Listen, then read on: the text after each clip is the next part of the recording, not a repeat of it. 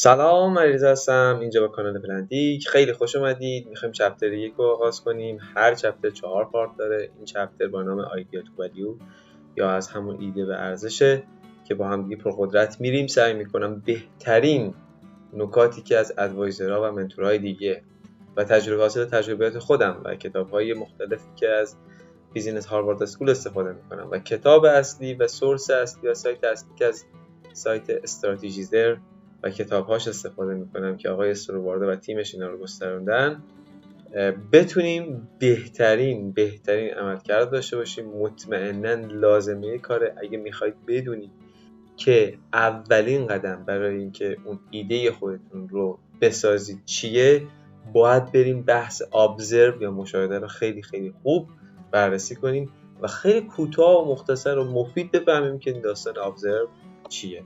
ما از کتاب استراتژیزر اومدیم منابع رو انتخاب کردیم و خیلی کتاب کامل و جامعیه.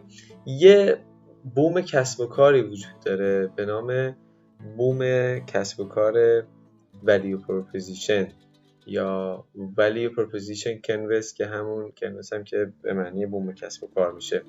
تو این شکل اگه خوب دقت کنیم، اون کاستومر ما، مشتری ما توی قسمت دایره قرار میگیره و اون ایده‌ای که ما داریم بهش میدیم یا همون ارزشی که داریم بهش میدیم توی قسمت مربع قرار میگیره و این دوتا باید خود این مشتری ها از یک مسیری خودشون قدم بذارن بیان و این ولیویی که ما جنریت کردیم رو بتونن صاحبش بشن و بگیرنش و استفاده کنن. توی این چپتر قراره که بحث کاستومر رو مفصل با هم مطرح کنیم که این قسمت ما فقط اینتروداکشن رو میریم و بعد آرندی و مامتست که زیر مجموعه آرندیه و ولیو و در آخر فیت شدن مشتری با ولیومون بررسی میکنیم و با هم دیگه چکش کاریش میکنیم. فیت شدن خیلی مهمه. همین اول باید بدونیم که تو آخر بتونیم فیتش کنیم. یعنی ما باید نکاتی از مشتری ابزرو کنیم. اون اصطلاحاً می‌ریم در ادامه نکات درد و خوشحالی‌های مشتری رو بنویسیم که مرتبط با موضوع و کاتگوری ما هستش. یعنی اگه مشتری ما بخواد تو این فیلد قدم بذاره چه کارهایی میکنه. حالا مشتری اگه خوب مشاهده کردیم، واچ نیست که دیدن ها، تماشا نیست، یه کلمه از تماشا بالاتره، یعنی مشاهده که انگلیسیش میشه ابزرو. وقتی خوب ابزرو کردیم و ولیومون هم خوب کرییت کردیم، حالا باید چک کنیم که آیا این دوتا با هم دیگه فیت میشن، چفت میشن یا نمیشن. اگه چفت شدن بریم وارد گام بعدی بشیم، اگه نشده هنوز باید روی ولیوی خودمون کار کنیم. کنوسی که ما باهاش کار داریم که اسمش هست The Value Proposition Canvas 6 پارت داره. 3 پارتش توی دایره است، 3 پارتش توی مربع. تو دایره فقط بخوام سابجکت رو بهش بگم، کاستومر جابز، پینز، گینز که کارهایی که فقط برای از تو دل مشتری در میاد.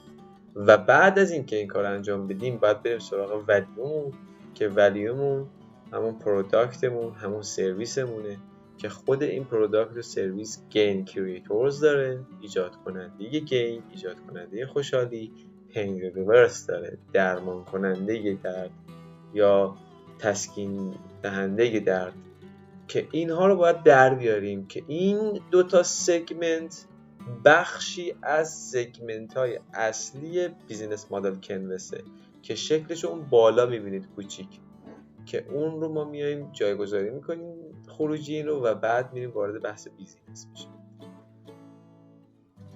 خب من سعی کردم اینجا مختصر فقط یه معرفی کوتاه از این که ما میخواهیم چجوری اون ایده‌ای که داریم به ارزش برسونیم که اصلی ترین پارامترش مشاهده است. همه این نکات رو من تو سایت plantik.ir با ویدیو و سریال مانی هایست به طور مفصل آوردم و اینو مطرح کردم. اگه دوستانی علاقه‌مند بودن مراجعه کنن. یه حداقل هزینه‌ای داره که اون هزینه در مقایسه با خارج این ویدیوها یعنی میشه سمینارها و ویدیوهای دیگه، میتونم بگم قیمتش مناسب تره، حتما ارزش خرید داره و برید ببینید. اگه دوست داشتید نگاه کنید، ویدیوهای اولش رایگانه و بعد میتونید اونو خرید کنید. خیلی خیلی خوشحال میشم هم در مورد این بحث بسته هم در مورد این ویدیو کامنت بذارید. اگرم میخواید که ویدیوهای بعد آگاه بشید حتما سابسکرایب کنید. اگه لایک هم کنید خوشحال میشم و باعث میشه که این کانال به افراد دیگه هم پیشنهاد بشه. ممنونم. تا ویدیوی بعد، خدا نگهدار.